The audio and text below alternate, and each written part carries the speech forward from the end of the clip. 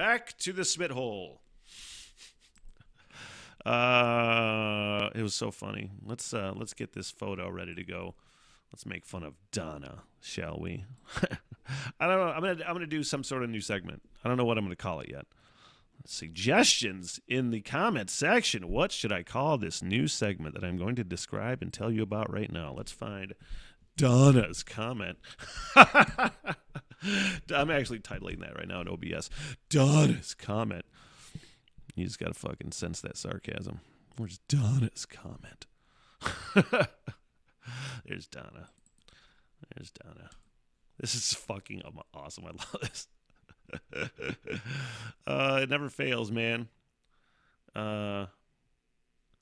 Wait, no, let's put that out there. Whoa! If you're watching this podcast via video, I just don't know how to do this stuff ahead of time, apparently. But Donna, it says 12 hours ago on the actual screenshot that I posted, but it was a couple months ago. I've just been sitting on it. I've been trying to figure out what I'm gonna name this segment that is dedicated to uptight motherfuckers. I really am gonna explain. I don't explain this much anymore, and I never ever respond negatively to anybody in the comment section. First of all, I just don't believe in it. I don't think you got to be a fucking asshole. Even if somebody's being a fucking asshole to you, just let it go. Unless they get stupid. All right, if they get stupid, then I'm gonna get fucking stupid with them. But especially when it has to do with how I talk. I don't give it the fucking time of day, but I am going to start talking shit to people on the podcast because that's fun for me. Donna says, I wish I could remember what video this was on. It doesn't really matter because it could be any video. It really could be. And these are all mostly any complaints about how much I swear are on most of the time have to be made by people who are seeing my videos for the first time on a reaction channel or something, or just happen to watch a clip of the podcast or something. And they're ones that are probably maybe never going to watch it again. But if you are one of these people that have bitched about the way that I talk, and you're still watching, first of all, thank you. I value you. Second of all, I'm going to address this right now. Donna said on some video, how many times could some old guy say fuck? It sounds phony and forced. First of all, Donna, I can tell you without a shadow of a doubt, it is neither phony nor forced. I am what you call just a natural swearer. Always have been. Always have been. Even when I was a little kid, I've had some of I bet my favorite compliment is one that Cartman gave me at the radio station, who's coming on the podcast, by the way. I can't wait for that. He says, you can do, what was the quote? Smitty can do things with 4-letter words that most people that I've met can't. You know, I just have a way, and I know it. So first of all, Donna, fuck off with that. Second of all, how many times can some old guy say fuck? Just fucking makes me laugh. Am I that old? I just turned 48. There's no fucking way that Donna is not 64 years old. Okay? Sorry, Donna. All right? I fucking really, I just am baffled at this point. It kind of gets on my nerves and was pointed out by Claire Cullen, who I had on the podcast, who is Irish, and she does Irish YouTube and content creator stuff. And she gets that too, because she swears. But she's like, it's mostly Americans. It's almost all fucking strictly Americans. Just uptight motherfuckers that think they have some sort of say, or think that they should have some sort of say over how you talk. You know? And working at the fucking radio station, and first of all, I never said fuck live on the air. You know, there have been tracking accidents. Let's just put it that way. And some swear words have gotten over on accidental recordings and things like that have not been edited properly. But that's different. Second of all, I never said fuck live on the air. I can turn it off, and I always likened it to I wouldn't swear in front of my grandmother. But she's like the only one, you know? If I'm in a group of people or a company of people that I don't that don't talk like that, I tend to not if I know that they don't like it. You know, I know my audience. But one of the things about like doing this podcast and talking on the microphone in general, which I feel like I was always really good at when I was on the radio specifically, just realizing, you know, the way that you're taught to do it, at least at Specs Howard School of Broadcast Arts, that you're supposed to talk into the microphone like you're talking to a friend, right? That's the whole idea, is to relate to somebody. You can't fucking do that if you're all stiff. There's some fucking people that can do that, not me. And when I decided to leave the radio station, you know, do this fucking podcast, I'm like, look, swearing is allowed.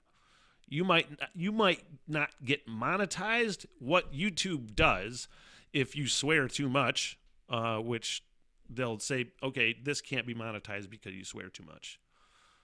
Or your ad options will be limited because you swear too much. But some videos that I swear, they're just like, you're fine. It's all about what you say and that. But much more than just being able to swear. It 100% is more about just like freedom of thought. Because these motherfuckers that say that they don't fucking swear, first of all, are liars, probably. You know? You're probably full of shit. You probably swear. If you don't, I take it back. But what do you watch on TV? What kind of music do you listen to? What kind of movies do you watch? I would like to know that. Because that's a fucking hilarious thing about like YouTube too, where if, let's say for instance, I'm doing a reaction video and I'm doing a reaction video to a fucking comedian like Dave Chappelle or Eddie Murphy or George Carlin or whatever. You know, they say fuck a lot, which is one reason why I do, because those people say fuck, and I've listened to those people my entire fucking life. Not to mention all the hip-hop and Metallica and James Hetfield saying fuck, and, you know, it's just a thing. Anyway, if I'm doing a reaction video to one of those fucking guys, YouTube will allow their swearing, but they won't allow mine. Huh? So there's your fucking double standard with people. You know what I mean? It's not okay for fucking some schmuck like me, who was also in the fucking infantry. I was a paratrooper, and sorry, all those fucking guys swear too.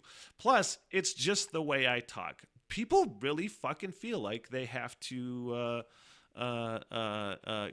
control your fucking language, man. You know? There's no kids watching this. Or maybe there shouldn't be. I talk about fucked up shit. It's not made for kids, you know? But anyway, Donna, go fuck yourself. But if you're still watching, you know, I appreciate you. It was so funny too. This is a great example of like, I was talking to a coworker the other day about, you know, challenges of pimping out a podcast or something like that, and you know, and I'm like, well, I think I'm pretty aware of my challenges, and I've talked about this a little bit, but I'll try to put it like this. So many people, when they hear me on the radio, heard me on the radio or whatever, or see these reaction videos, it's their first fucking thing, and if I happen to be swearing or something, it's just like, oh, he's a loud fucking asshole. You know what I mean? My great friend Samantha, who came on the podcast, I actually did her podcast. I wish I could remember the name of it. I don't know if she does it anymore. But I was on her podcast, and she was telling me that when she first met me at the radio station where we worked together, that she's like, I just thought you were a loud, fucking vulgar, the other word I'm looking for. Not grating. I'm sure I grate on people's fucking nerves. I guarantee that. Kind of annoying. But just sort of abrasive. That's the word I'm looking for. Kind of abrasive and vulgar and loud and in your face. And I'm like, yeah, I get that. But the one, it's like you fucking get to know me a little bit. And I got that the other day, too.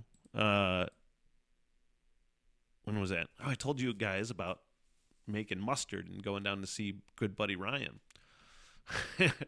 And we set the whole thing up. We were going to surprise him, but we set the whole thing up with his girlfriend Amy, and you know, and it had been a while since I seen him, and it was nice to go there and see him, and you know, seeing his kid Luke, and it was fun to just see everybody, and just after we left and we were heading back down, I was fucking hammered. And I think McTighe messaged. Unless I'm misremembering this, I was pretty drunk. In the passenger seat, mind you. Tim was sober driving. Anyway, McTighe goes, Amy said you're a really nice guy. Something like that. She was surprised. He's like, oh, yeah, I don't hang out with fucking dickheads. I'm like, I appreciate you saying that. But it was just one of the things where I haven't talked to Amy that much. And the things I post on social media sometimes, I include fuck. And I do it just to fucking bug people. You know what I mean? Because I know some people hate it. And I'm just like, well, I'm just going to intentionally say fuck in those instances a lot of times because I just know it bugs people. Or not intentionally put it in there because, like I said, it just flows. You know this if you fucking watch me for any length of time. But I purposefully leave it in. Let's put it that way. But it was just so funny. It was just because I didn't know Amy that well. I met her once before, I think. And she's just like, yeah, he's a nice guy. I'm like, yeah, see, every once in a while I get one of those. And they're like, okay. All right. What the hell? Everything.